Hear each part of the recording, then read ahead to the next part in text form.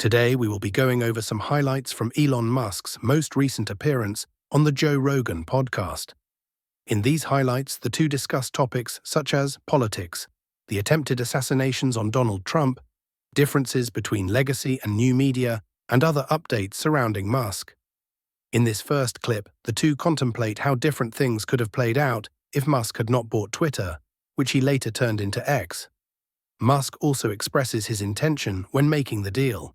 What kind of responsibility do you feel like knowing that if you didn't take over Twitter and turn it into X, if that didn't happen, like I really think the world's a very different place right now.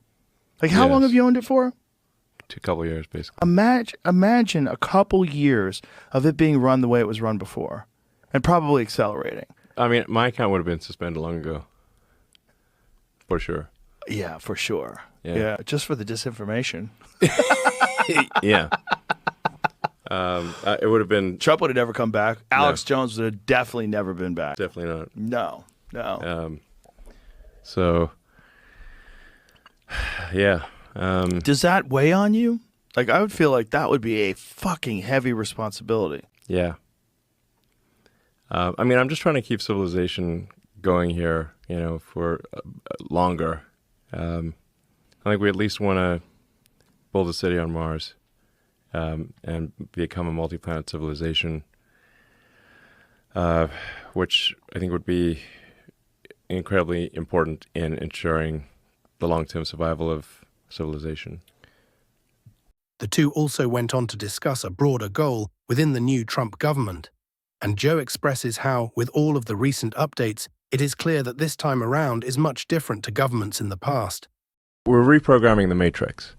Like, success was never one of the possible outcomes. It's a Kobayashi Maru situation. If you're in the matrix, success was never possible. The only way to achieve success is to reprogram the matrix such that success is one of the possible outcomes. That's what we're doing. Yeah. We may or may not succeed. Well, it's certainly a lot of fun to watch. Yes. This is a very exciting time because nothing changes when administrations come into power. Very little changes. I mean, you have changes in terms of policy and inflation goes up and there's a lot of different things, but not like this. Like, these are giant fundamental changes. And, you see the system screeching and wailing and you see the vampires run from the light. But it's very exciting. Like, as a person, a citizen, just gets up in the morning and checks the news like I do and gets on X and sees what's going on. Every day is like, holy shit.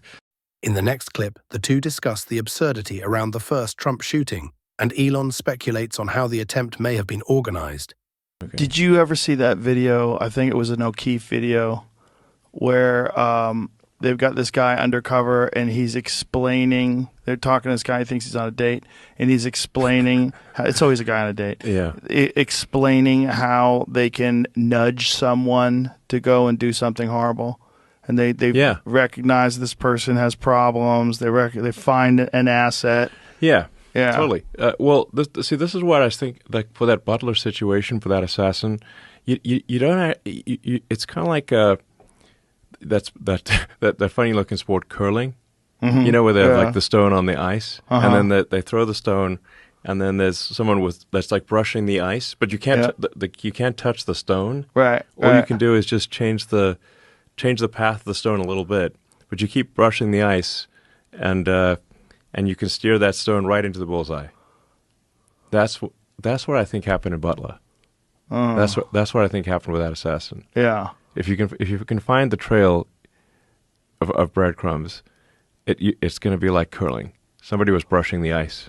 Well, also you find a young, confused, disenfranchised person, and you give them purpose in their life. Just brush the ice. Yeah, and also keep brushing the ice. Eventually, it's going to hit the bullseye. If you're in a position of authority or some like big-time government person, you're talking to this person. All of a sudden, this person's a valuable asset. They're going to help America, and you're going to do this thing, and you're going to be our top assassin from here on out.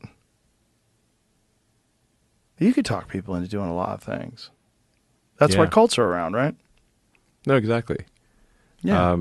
I mean, there are suicide bombers. I mean, the Yeah. Butler guy was a suicide assassin. The second guy that tried to kill him on the golf course was also a suicide assassin. From what I read, the Secret Service member that saw the gun pointing out fired several shots, none of which hit the assassin. But well, they could have. Like if those shots had hit the second assassin, he would be dead too. Elon also went on to clarify a rumor around the beginnings of Tesla that many of his detractors have tried using to discredit him.